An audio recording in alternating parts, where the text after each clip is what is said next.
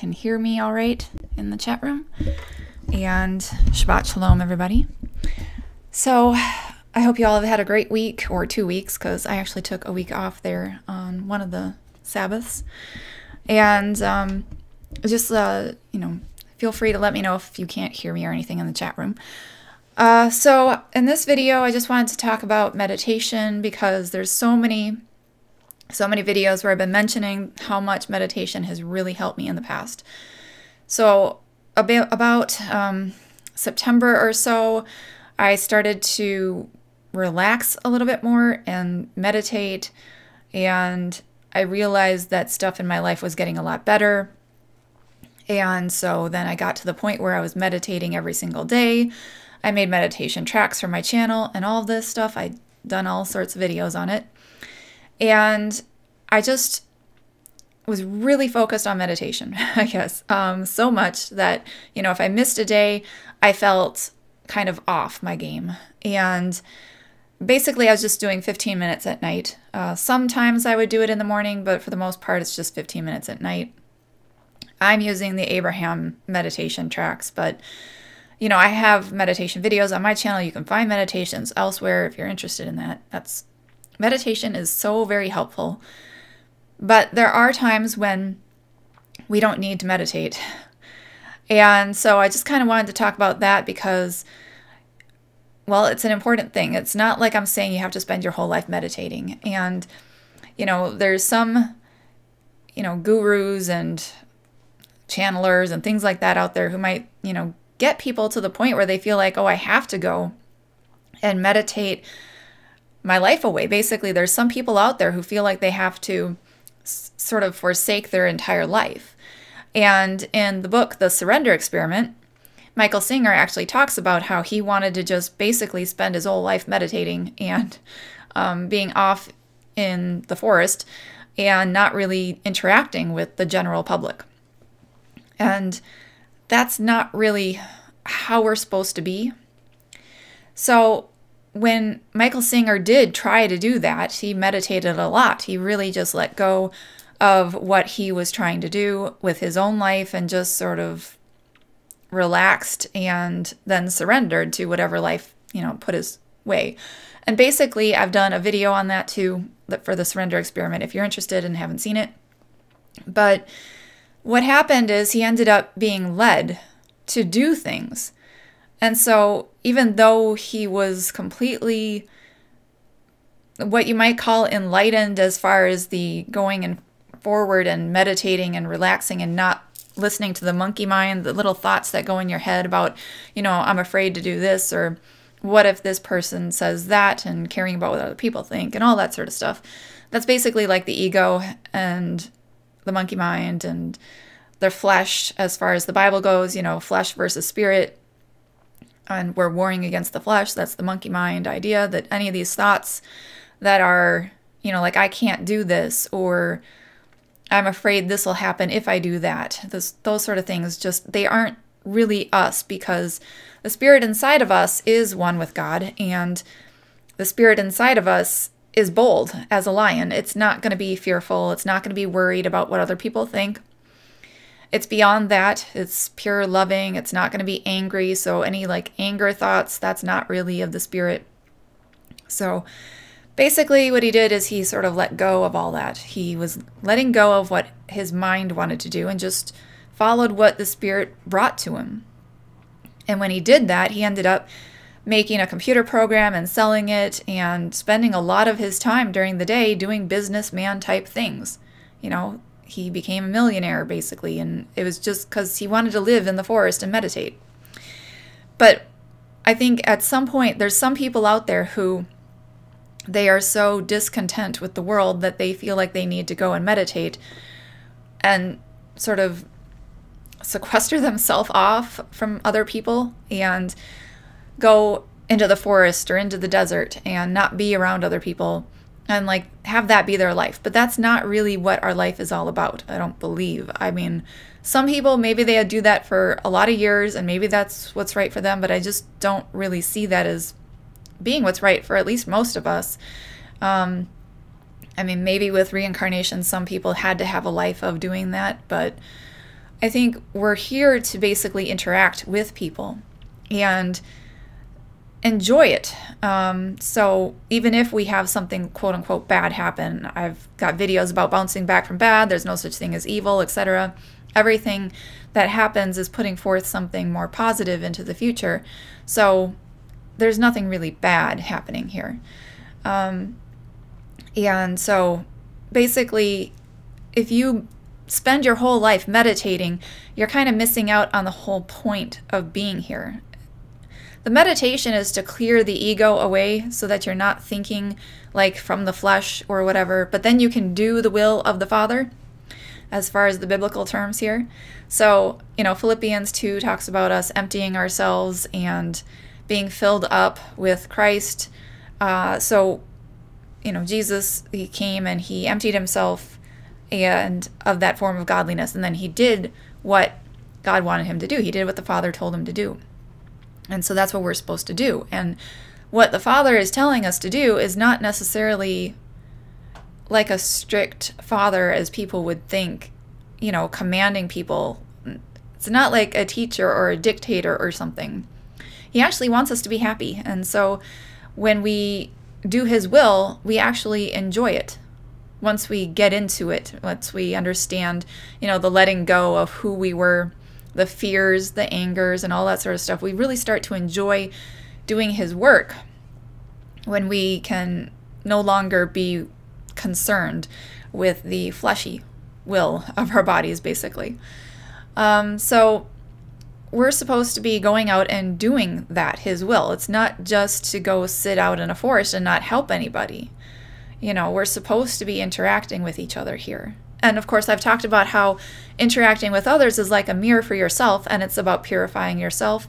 What you don't like in other people, you have to go within rather than trying to change the outside, trying to change them. You have to change yourself, and then the world will change. So that's a purification process. So I think we're not supposed to just hide away from people and situations and things like that. We're supposed to go out and do things. And in the book, The Surrender Experiment, Michael Singer is talking about how he went and he meditated, and then he had what Abraham would call inspired action. So if you can sort of let go of the physical thoughts of like, I have to do this job in order to have money, in order to have food, etc. I have to do this and I have to do that. Those are sort of the fleshy thoughts that we have, and the whole like fear, like, but if I don't do this, then that will happen. And so we don't really take the chances and do the things that the Father wants us to do sometimes because we're worried, concerned with the things of the world. But of course, there's that whole Bible verse I've talked about many times on my channel where Jesus says, don't worry about how you're going to get fed and what you're going to be clothed with and where you're going to be living and all that stuff. Just do the Father's will first, and everything else will be granted to you as far as that goes. So basically, search for the kingdom of heaven and everything else is granted to you. So we need to sort of cleanse ourselves and look at ourselves and do our Father's will instead of worrying about how we're going to get the things done that we think that we need to get done. And so meditation helps you with that. A lot of the times people are stuck with their minds, stuck on the day-to-day grind of I have to do this and then I have to do that, and now by the end of the day I'm so exhausted I can't do anything else. And then what did you do? Did you spend your whole life working for somebody and not really, sharing anything with the world very much, whereas, sometimes people will have the same job and also be able to share, the Father's will with other people and help other people. It's a mind state. It's not necessarily like a job state. It's not the job you have, it's the spirit you have when you're in the job that you're working. But that is what we're supposed to be doing. We're not supposed to be in that whole concerned state of mind, because when you're concerned, fearful, angry, etc., it's like having this big umbrella over you. And so the Father's trying to speak to us and we can't hear it, we can't pick it up, because it's like having headphones on or something covering our spiritual ears, so to speak, so that we can't hear what he wants us to do if we're focused on ourselves, the fleshy part. And that's why we're supposed to relax and let go. And then he'll tell us what we should be doing. And so that's where you might get, feeling like, oh, I should do this. And you might wonder, why did I have the inspiration to do, X, Y, Z?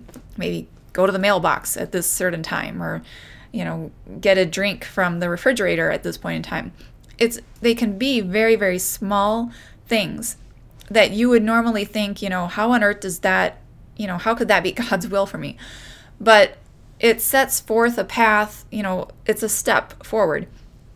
And I've talked about this before. It's kind of like that guidance, like GPS guidance that just says, make a right, make a left, go forward for this many miles.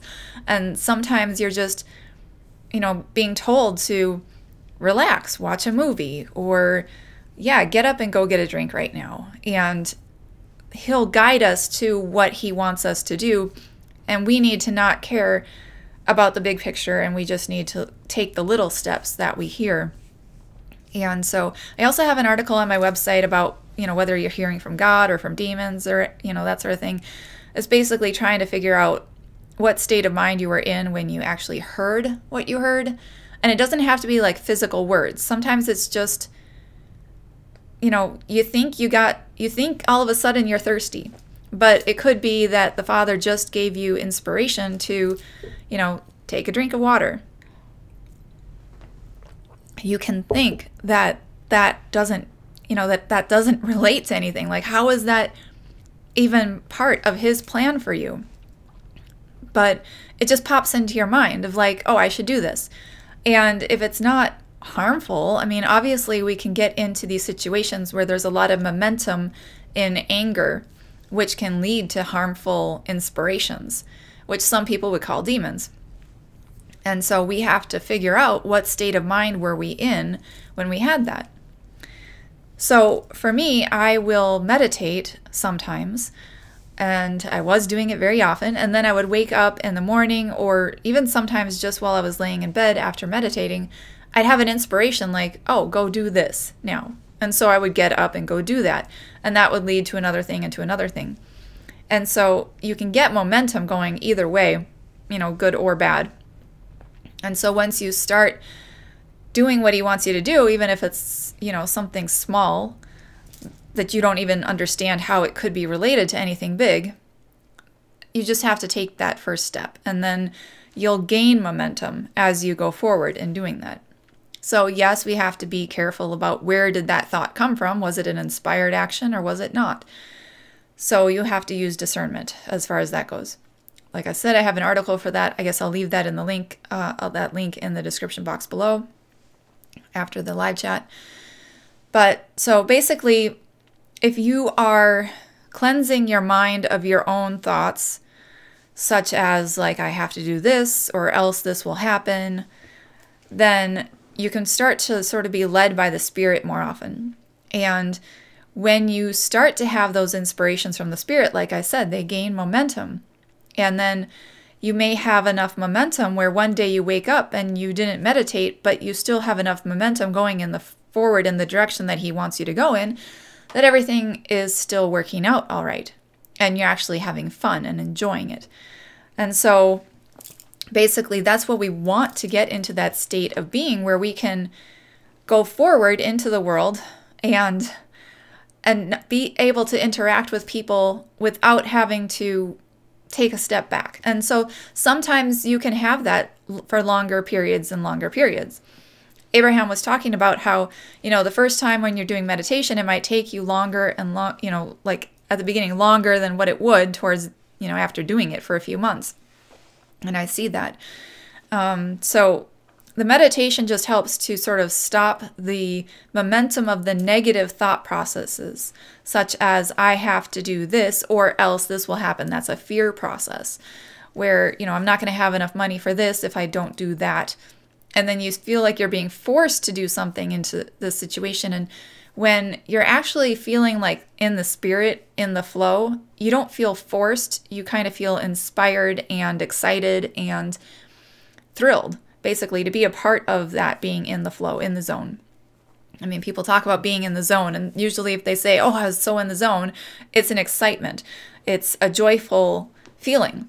It's not like, oh, I was so in the zone when I was working on this project at work that I really didn't want to do. That's not when you feel like you're in the zone. So I've talked about that too before, the in the zone, in the flow, etc. That's all just going with the Spirit, just like Jesus talks about to Nicodemus about the Spirit blowing, whichever way the wind blows. So the Spirit is actually the same word for wind. And that's just going where you feel inspired to go. Whereas, feeling like you have to do this in order to get this result, that's what Abraham would call efforting.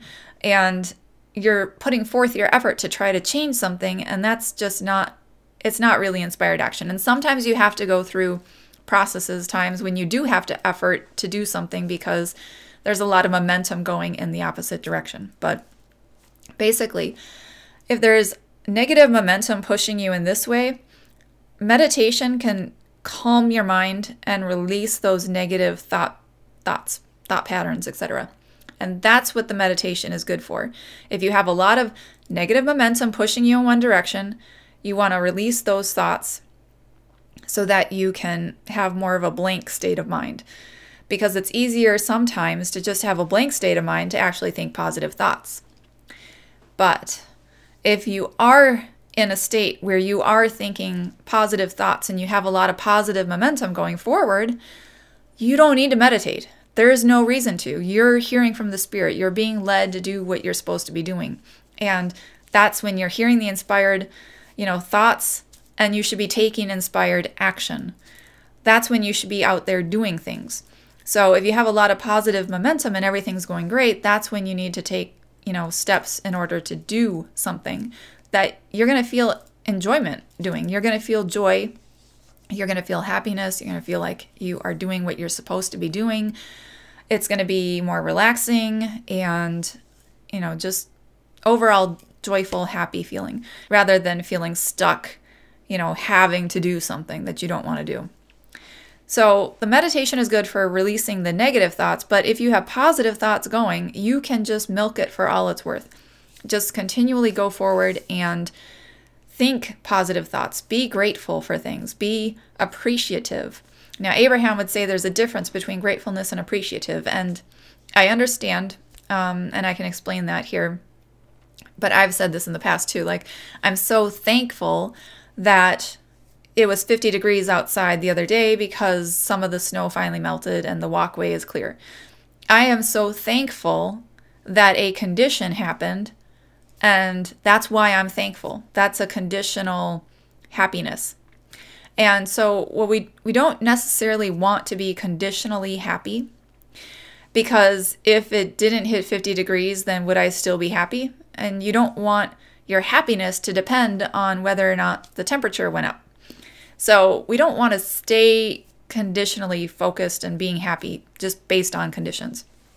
But if you're in a good mood, there's nothing wrong with appreciating that it was 50 degrees out there. So the difference between being thankful and appreciating is thankful says it's more conditional, like, if this didn't happen, then I wouldn't be thankful. That's sort of a slave idea because you're enslaved to the condition happening in order to be happy. So you don't want to be enslaved to a condition. If this person does that, then I will be happy. Then you are thankful. But if your happiness doesn't depend on what this person does or whether or not it's 50 degrees out, if your happiness can just be unconditional, you can appreciate that, this person helped out here and I had a 50-degree day, weather, that sort of thing. So you can appreciate it, but that means that if it didn't happen, you could still be happy. So that's where the unconditional part comes in. So that's the difference that Abraham would say between the appreciating things versus being thankful that things happened. The thankfulness just has sort of a slave connotation that if this didn't happen, then you would not be thankful. So we want to just be able to be happy unconditionally. But as I've said, once you're happy unconditionally, you can look at conditions and be happy about those things. That's how you can sort of milk the situation. You can be grateful and happy and all of that. Commander Lee just said 22 tonight. I don't know what 22 tonight means. I don't know what that is. But it's nice to see everybody here and watching, and I hope you guys are enjoying this. So basically, when we are meditating, we are sort of calming our thoughts because we used to have a lot of negative momentum, negative thought processes saying like, I have to do this, and if I don't do that, then this, and all that stuff, and worry and all that sort of thing. So if you have these negative thoughts going on in your head, meditation is wonderful because you can clear those negative thoughts and get to a state of not thinking about anything in particular. And what Abraham would say is that's when your cork rises. So if we're like a cork on the water, then when we have negative thought processes, it's like dragging our cork down with it so that we're underwater, and that's why we feel like we can't handle this stuff. You know, the chest might be tight, our muscles are kind of not relaxed, etc. But if you let go in meditation, the cork rises to the top and you can just sort of float on the top. And we're automatically going to rise. That's what we do when we stop thinking negative thoughts. And once you stop thinking negative thoughts, you rise to this level of just happiness, contentment, joy, whatever you feel in meditation. And then that can, you know, rise even further if you have positive momentum as far as your, you know, happiness level. So basically, you just don't want to go and meditate if you're in a positive state of mind and you're inspired and you feel like I should be doing this and I should be doing that. Go ahead and do it. You know, if you're working on something, but then you kind of took a break and you relaxed and you meditated and you're thinking maybe I should go back to work, but you have an inspiration. No, I really want to clean the kitchen. Then I would say go with the inspiration to clean the kitchen because that's what came out of your meditation, versus feeling like you have to do your work. So we are hearing from God basically when we relax and let go of our negative thought processes. Like I said, the cork will rise to the top and we will be able to hear spiritually a lot easier. It's kind of like when you're dragged down, when the cork's like dragged down under the water, that's when you put on these headphones, you know, over your ears, and you can't spiritually hear anymore. I mean, if you were underwater, you wouldn't hear things as clearly as if you were above the water. So that's kind of how it is with this, you know, meditation and the cork rising, basically. When you meditate, you can hear from him a lot better. But if you're in a positive state of mind, like I said, already cork floating and everything is going pretty well for you, you can focus on the things that are going well for you and everything will start to get better and better and better. And so I was going to mention this. I had a friend one time who asked me, and she said, you know, why is it that I could be in this positive state of mind and have things going well and understand this stuff so clearly, and I don't just do that meditation like I was doing. Personally, I was doing the like 15-minute meditation every single night.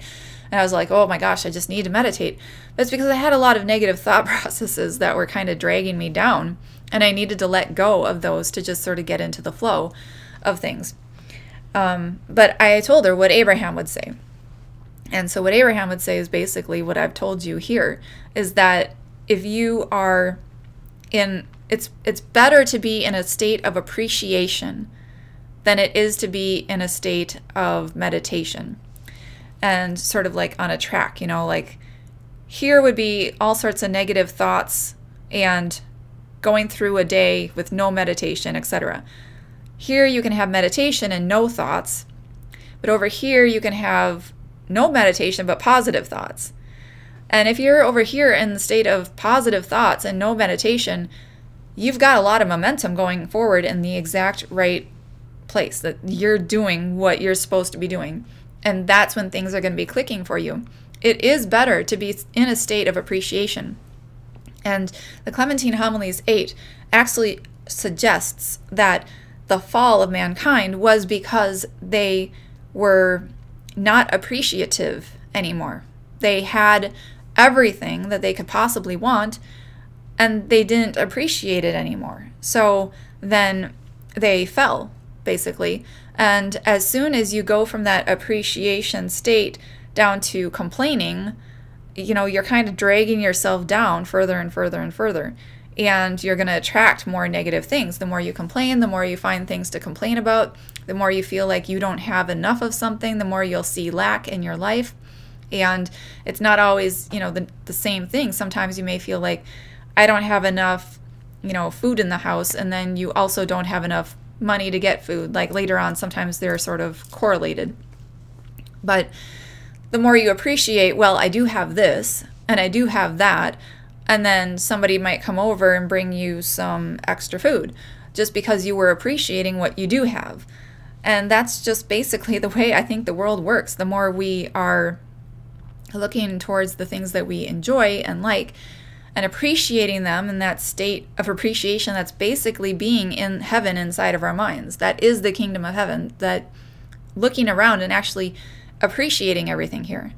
Because it was made very good. Everything here was made very good. And the more we stick ourselves into the complaining section, the more we just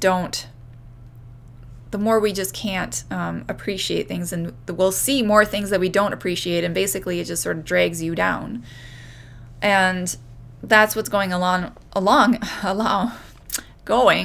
in this world. A lot of people are sort of being pulled by momentum. Some people are being pulled by momentum to be more appreciative, and some people are being pulled by momentum to be less appreciative. And the more you get pulled in one direction or the other, the more you attract what you're looking at. And I know that when I first was looking into the Truth or Topics in 2015, I was sort of led into these fear videos that just were driving me to have more fearful thoughts and more fearful thoughts. But I got out of that because I was looking at the Bible, and I'm like, well, God will provide everything I need, so everything will be okay. And he always does. And I got out of the fearful state, and mostly probably because of the, Jesus saying, do not worry, and everything's going to be okay and all that. And so I got out of that negative thought process and into the more appreciative process of, I'm really learning a lot, and I know he's going to take care of me, and I appreciate that he's always there to take care of me and everything. So that really rose me from the negative stuff to the positive stuff, but I'm still in the process of letting go of negative thought processes. But aren't we all? So Commander Lee's 22 tonight degrees, the mosquitoes, while wearing no clothes. Oh, the mosquitoes drawn to you. Yeah, so I know it's getting cooler down south too in various places, but I was happy for the 50-degree day. Now we have some other temperatures. It's more 30s and everything. And that's okay because it's going to help up with the fact that we were going to have a lot of flooding if all the snow melted at one time. So it's good that it's waiting for that. So yeah, I think that's basically what I wanted to say as far as why we should not meditate sometimes. If you're in the right state of mind, Abraham, well, in the book that Abraham and Esther basically did together, Esther channeled Abraham to write the book, and she was saying how she originally met Abraham she was told to meditate, and she kept meditating, and she was told that whenever you meditate, you clear your mind, and if a thought comes into your mind, just let it go. And there are people that teach this sort of method, that if you meditate and a thought enters your mind, just let it go, push it away. And she said basically that Abraham was talking to her when she would meditate, and every time she heard a thought from Abraham, she thought it was her own thought, and she pushed it away, which I thought was really funny. So sometimes you can be meditating, and you might hear from God, but you think it's your own thoughts. And if you're in that state where you feel like you have to be pushing those thoughts away, whatever you're thinking about, you have to sort of understand that that's where the inspiration comes from. And you might hear it in your own voice, and you might hear it just in the spirit, where it's not like a word by word sentence, but just like a block of thought, like an inspiration to do something. I get inspirations most of the time. I have heard words in the past, but for the most part, it's just an inspiration, like, oh, I should do this thing. And then I go and do it. And that's basically it. But if you're meditating, you can't just say like, oh, I can't think about this thought and I can't think about that thought, because you might miss something that is an inspiration. So maybe that is partly what the people who go into, the forest or something to meditate away from humanity, what they do is they might go out there and meditate and just sort of throw away all the thoughts and inspirations of what they should be doing. And they think like, hey, I'm not supposed to be doing that. But maybe they're just not listening to God telling them what they should be doing with their life. And I'm not judging. I understand that that's something that people teach. And maybe, whenever the time is right, they'll listen to that inspiration if that was the case. But basically, that's what's going on. We don't want to just calm our thoughts and never think another thought. We don't want to just go off and never do anything. There comes a time when you can hear from the Father and go and do His will in this life. So are there any comments or thoughts or questions or anything that you want to talk about with this? That's basically what I wanted to say on this, because sometimes, I was doing stuff in my own life where things were going better and better, and I kind of got enough momentum where I didn't feel like I had to meditate every single day. I didn't feel like it was a necessary thing to do. And so that's why you can get to that point without meditation if you can just shift your minds. Like the word repentance in the Bible is actually just a change in your mind, like a U-turn. And so you might have thought processes of you have to do this, and all that sort of stuff. And then if you have like a change in mind, like, no, things don't have to do that, you can go in a different track. And if you can go from, looking at the world and being like, that person is a murderer, I hate that, anger, unforgiveness, etc. And I can't do what I want to do because I'm fearful I'm not going to have enough money for this or something. And you have these negative thought processes. If you can shift your mind and be appreciative instead, if every time you think a negative thought, like I can't do this or I shouldn't do that, or this won't be able to happen, if you can shift your mind and start thinking the positive form, the positive thing, like, no, with God all things are possible and that sort of thing. If you can do that without meditation, that's fine. Some people, they don't need meditation to get into that positive state of mind where they're thinking these positive thoughts. And when I was in junior high, I remember that somebody came up to me and they said, why are you complaining so much? And I didn't realize that I was, but I'm very thankful that they said that to me, because from then on, I was like, wow, I really am complaining a lot. And if you can sort of take a break from praying and not take a break from praying, but take a break from your thinking negative thoughts. I was looking at Lisa's comment about the prayer bath. If you can take a break from your negative thoughts and switch over to positive thoughts, you can move in the right direction without ever having to meditate. You don't have to know how to meditate. Meditation is a process that people can use to maybe jumpstart this, and that's what I had to do. September, this whole like fall and winter, I had to jumpstart. I had to stop all my negative thought processes and let them go, and then just be on that place where I could hear from the Father and sort of push myself in the opposite direction. And once you get going in a positive direction, you can gain momentum. And I think that's what's going on here with me. All right, so Lisa said, I was meditating a few years ago, calling it a prayer bath, and I didn't even know that's what I was doing. Yes, I mean, there's ways to meditate that people don't even realize. It's just a clearing of the mind. It's just a letting go. A bath is like a mikvah, baptism. You're washing away the dirt. And so what people will do is they can go into the bath, and then they can also visualize. You don't even have to visualize, but you can sort of take it as like, I'm letting go of what the day put on me, any dirt and all that sort of stuff. I'm letting go of all that. I'm being washed clean.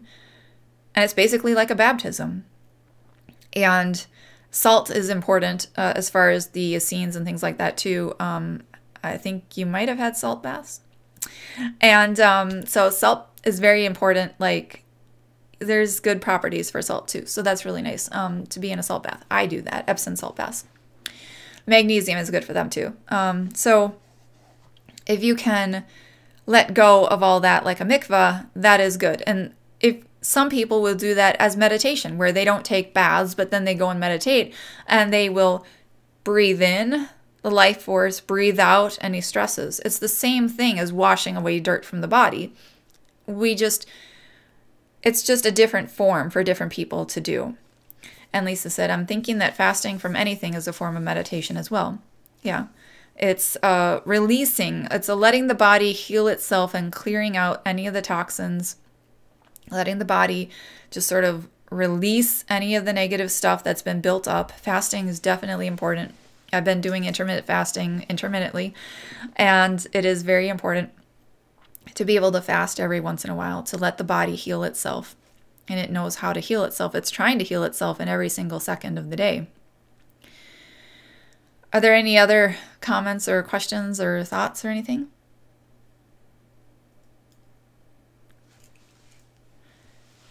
I'm just waiting. I know there's a little lag. Sometimes I ask about questions and thoughts and comments and all that stuff, and then I'll end the chat and then somebody will have one. So I'm just going to wait for a couple of minutes. But if not, then I might end it. But yeah, so we don't have to meditate all the time, like I said. There is a time for inspired action. If you've got really good momentum going, you can do that. And some people, you know, have other forms of meditating, of letting go of their thoughts of the day. I mean, some people might do that at nighttime. They might just, you know, go to bed and think, you know, hey, Father, you can deal with this and I don't have to. You know, if this is happening, I don't have to be the one to control that, and just let go, let God, right?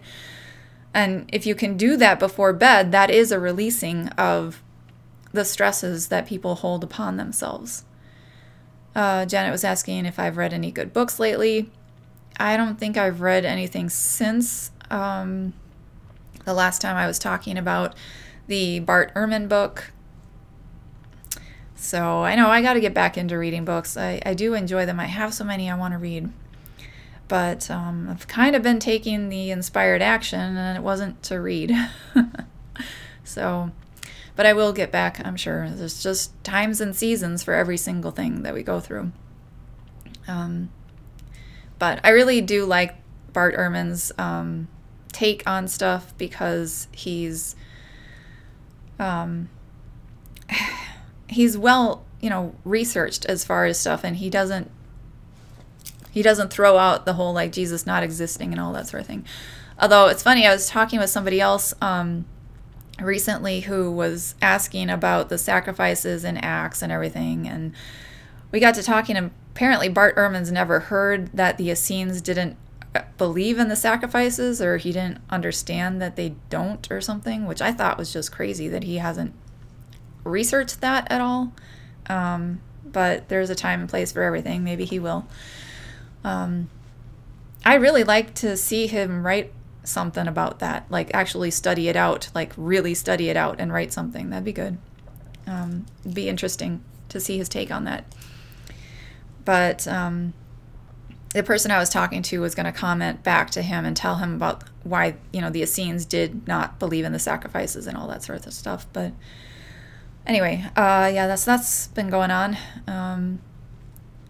Any other comments or questions or thoughts or anything that you guys want to talk about? I hope you all have been having a good few weeks and everything's been going well for you guys. Just waiting to see if there's anything else. Like I said, I don't want to end the chat too quickly because there's a lag of when I ask the question and when people respond in the chat room. So, questions, comments, thoughts, anything. Otherwise, I might just end the show, and hopefully we'll all have a really great week coming up too. And yeah, okay. So there's nothing in the chat room right now, so I think that's probably about it. I'm really glad that you guys all got to come and see this, and everything worked out well, and we got to chat. And yeah, I got to have my whole face on the screen this time because I didn't have anything that I was going to read from. So I think the spirit works better sometimes when I'm not reading from the screen, but still.